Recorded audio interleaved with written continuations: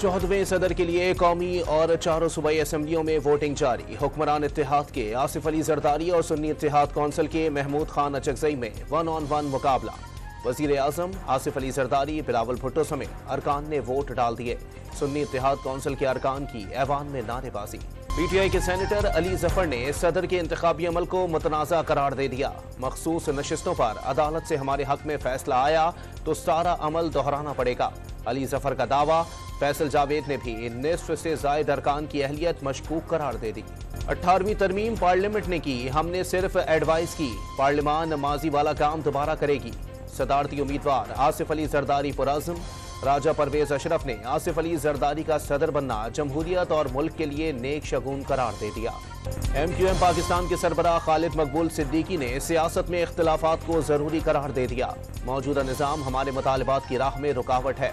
खालिद मकबूल सिद्दीकी की parliament house में गुफ्तगू।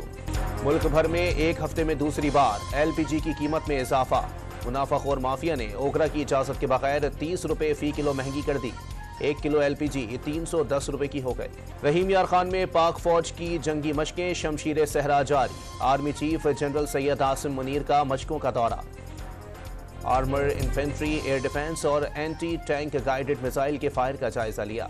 महकमा इंसदाद दहशतगर्दी के पंजाब के मुख्तलिफ शहरों में इंटेलिजेंस बुनियादों पर ऑपरेशन। TTP और अलकायदा समेत सहूलतकारों समेत 23 मुबैना दहशतगर्द गिरफ्तार। धमाका खेज मवाद, असलहा और नकदी बरामद। बेहूनी फौज की खान यूनिस में रिहायशी इमारतों पर वहशियाना बमबारी। 12 फलस्तीनी शहीद।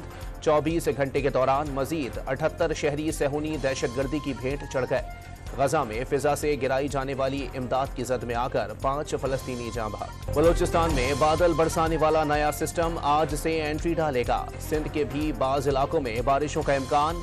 पंजाब और खैबर पख्तूनख्वा में 11 मार्च से 14 मार्च तक तूफानी बारिशों की पेशगोई। और PSL के सनसनीखेज मुकाबले जारी। आज कराची किंग्स का मुकाबला होम ग्राउंड पर लाहौर कलंदर से होगा।